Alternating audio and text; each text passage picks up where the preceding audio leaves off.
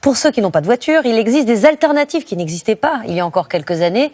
Le covoiturage, le vélo, la trottinette électrique, c'est de surcroît plus économique et écologique. Reportage de Caroline Sins et Denis Bassompierre.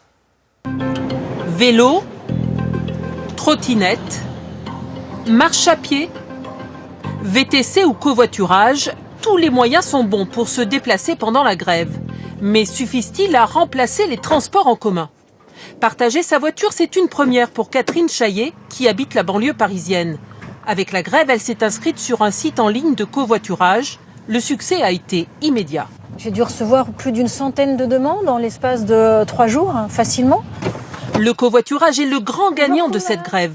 On est passé de 5000 trajets par jour à 10 000 trajets aujourd'hui en Île-de-France, soit 2 fois plus que d'habitude. Pour inciter les franciliens à utiliser ce mode de transport, la région dédommage le conducteur. Les passagers ne payent rien. Normalement, la participation est de 4 €. Mais là, depuis mercredi, c'est gratuit parce qu'il y a les grèves. Dernière offre en plein développement, la location de voitures entre particuliers. En 2 clics, ce chef d'entreprise l'a trouvé sur Internet. C'est la voiture d'un voisin qu'il loue pour aller au bureau. Il paye 25 € la journée au lieu de 69 € dans une agence de location traditionnelle. Il y a un côté un peu fastidieux qui prend du temps, il faut aller chez le loueur, tout ça.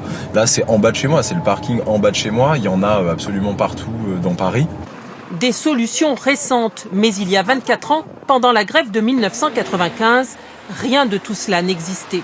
Sans portable, ni site en ligne, pas d'autre solution que le vélo, la marche ou même l'autostop. Je fais Porte d'Orléans, Bastille, Bastille, Porte d'Orléans. Vous n'avez pas un panneau Porte d'Orléans ? Ah si, il est là. Aujourd'hui, même s'il y a de nouvelles alternatives, elles restent marginales. Difficile de se passer des transports en commun. 9,5 millions de personnes les empruntent chaque jour en Île-de-France. Un exemple, avec le RER A, le plus fréquenté d'Europe. Une rame peut transporter 2600 voyageurs, l'équivalent de 650 voitures, avec 4 personnes à l'intérieur. Et il n'y a pas aujourd'hui d'alternative à ces transports capacitaires que sont les transports en commun. Et donc c'est une réalité qu'on ne peut pas ignorer dans les métropoles aujourd'hui, d'où la nécessité d'investir toujours plus. Plus de 200 km de lignes de métro sont en construction en Île-de-France. Toutes seront automatisées.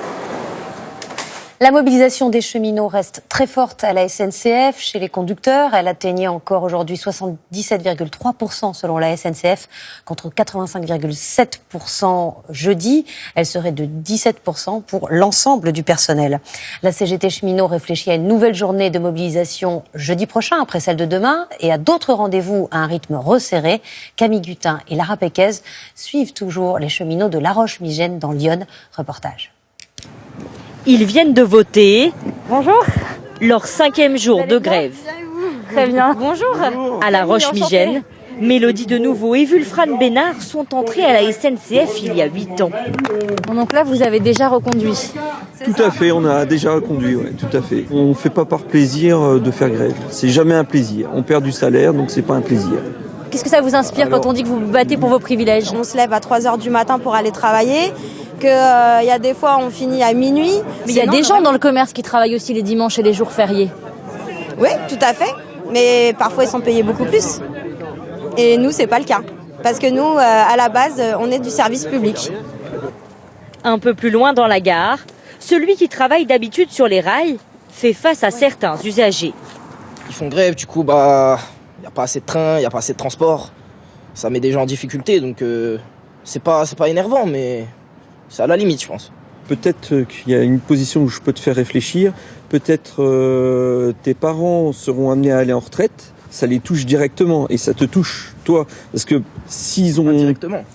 Directement. Parce que s'ils ont plus assez d'argent, qui c'est qui va subvenir aux besoins ? Ce sera toi. Je ne sais pas si tu as des frères et des sœurs, ça sera eux qui... Vu comme ça, oui, voilà, c'est sûr que... Voilà. Donc ça sera à toi directement. Les deux grévistes gagnent entre 1 300 et 1 500 € net par mois. Pour Mélodie de Nouveau, agent d'escale en gare, il faut absolument conserver les droits conquis par son arrière-grand-père, lui aussi cheminot. Quand justement là, le gouvernement dit On va remettre à plat les régimes spéciaux, mais ça ne s'appliquera peut-être qu'aux nouveaux entrants. Est-ce que pour vous, ça c'est un motif d'arrêt de la grève? Sûrement pas, parce que c'est ce qu'on dit depuis le début. On se bat pour tous les Français. Il est hors de question. Je peux pas regarder mon collègue en lui disant ah ouais, bah toi de toute façon, c'est pas grave, t'auras pas de retraite.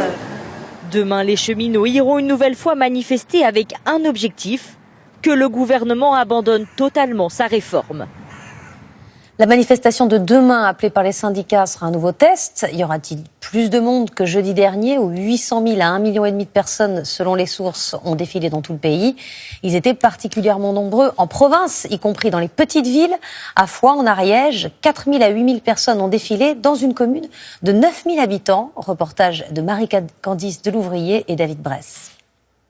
Ils sont sur le terrain tous les jours. À Foix, les syndicats ont le moral. Portés par le soutien des Ariégeois, ils estiment avoir repris en main le mouvement social. Alors ça fonctionne ? Pas mal, ça fonctionne. Ça fonctionne bien, il y a quand même beaucoup de personnes qui nous prennent les papiers et qui en même temps ont le sourire et soutiennent le mouvement. C'est pas une grève qui se prépare juste en claquant des doigts, en appelant à la grève. On est allé tracter dans les entreprises, on a expliqué aux salariés la nécessité de se mobiliser. Avec un succès qui a surpris tout le monde.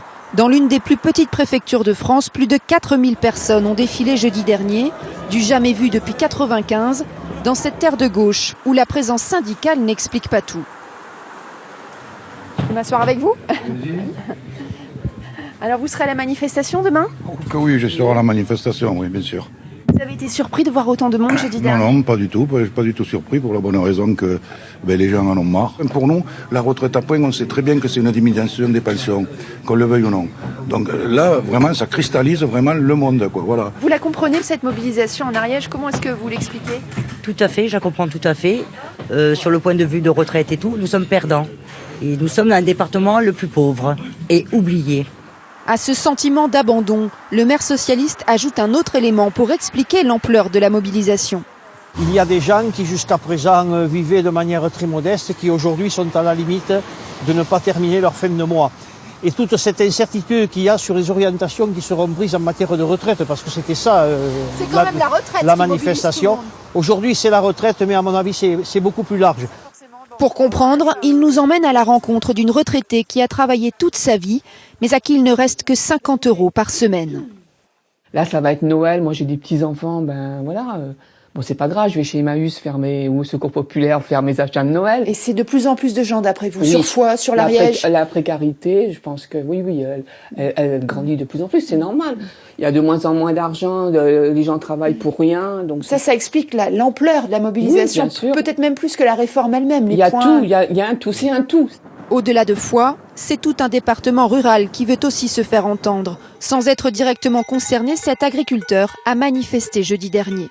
La réforme des retraites, elle prévoit un bonus pour les agriculteurs. Vous n'êtes pas quelque part à contre-courant Alors, un bonus, mais on parle tellement bas qu'effectivement, c'est bien qu'on ait un bonus. La réforme des retraites, elle va aussi avec la casse des services publics qui a eu lieu, qui continue à avoir lieu depuis plusieurs gouvernements déjà. Ici, là, chez vous ?